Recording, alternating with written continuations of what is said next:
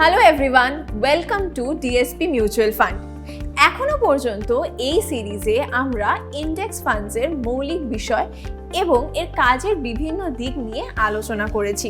আজ আমরা একটু ঘুরে দেখব এবং ইন্ডিসেস সম্পর্কে আরো কিছু আলোচনা করব। আমরা ইতিমধ্যেই জানি ইন্ডিসেস হলো গুরুত্বপূর্ণ বেঞ্চমার্ক যা স্টকগুলির একটি গ্রুপের কার্যক্ষমতা ট্র্যাক করে। তারা বিনিয়োগকারীদের বাজার বুঝতে এবং তথ্যবহুল সিদ্ধান্ত নিতে সাহায্য করার জন্য একটি গুরুত্বপূর্ণ ভূমিকা পালন করে। ইন্ডিসেসকে বিস্তৃতভাবে দু প্রকারে শ্রেণীবদ্ধ করা যেতে পারে, যেগুলি সামগ্রিক বাজারের প্রতিনিধিত্ব করে এবং যেগুলি নির্দিষ্ট সেক্টরের উপর দৃষ্টি নিবদ্ধ করে।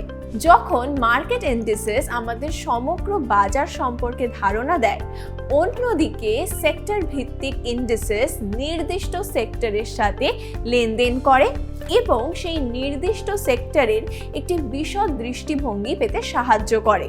এই ইন্ডিসেসের পরিকল্পনা এবং গঠন একটি সূক্ষ্ম প্রক্রিয়া।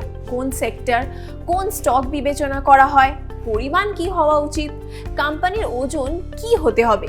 একটি ইন্ডেক্স গঠনের সময় এরকম অনেক প্রশ্ন বিবেচনা করা হয়। আপনি যদি ওজনের ধারণা না জানেন, তাহলে অনুগ্রহ করে আমাদের আগের ভিডিওতে যান, যেখানে আমরা এটি নিয়ে বিস্তারিতভাবে আলোচনা করেছি।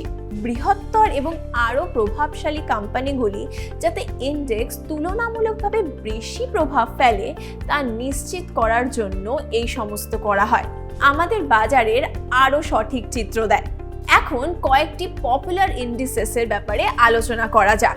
প্রথমটি হলো নিফটি 50। এটি ভারতের বেঞ্চমার্ক স্টক মার্কেটের ইন্ডেক্স। এটি সেক্টর জুড়ে ন্যাশনাল স্টক এক্সচেঞ্জের তালিকাভুক্ত ইন্ডিয়াস 50 লার্জ ক্যাপ কোম্পানিজের প্রতিনিধিত্ব করে। পরেরটি হলো সেন্সেক্স বা S&P BSE সেন্সেক্স। এটি আরেকটি বিশিষ্ট ভারতীয় ইন্ডেক্স। এই বম্বে স্টক এক্সচেঞ্জে 30টি বড় সুপ্রতিষ্ঠিত কোম্পানির কর্মক্ষমতা ট্র্যাক করে।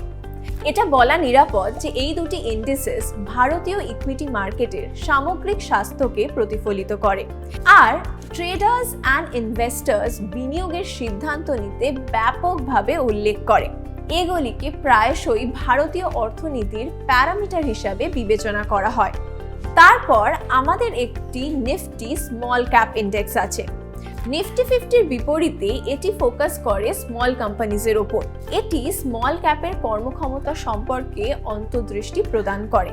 এই স্টকগুলিকে প্রায়ই ঝুঁকিপূর্ণ হিসেবে বিবেচনা করা হয়, তবে উচ্চতর বৃদ্ধির সম্ভাবনাও প্রদান করতে পারে। পরেরটি হলো ডাও জোন্স ইন্ডাস্ট্রিয়াল অ্যাভারেজ। এটি একটি বিখ্যাত আমেরিকান ইন্ডেক্স এবং এতে 30টি বড় মার্কিন যুক্তরাষ্ট্র থেকে সর্বজনীনভাবে ব্যবসা করা কোম্পানি রয়েছে। এটি মার্কিন স্টক মার্কেটের কর্মক্ষমতার একটি প্রধান ইন্ডেক্স। আমরা এখানে উল্লেখ করেছি কারণ ভারতীয় বাজার প্রায়শই মার্কিন বাজারের কর্মক্ষমতা দ্বারা প্রভাবিত হয়। শেষটি হলো FTSE 100 বা financial Times stock exchange 100 index.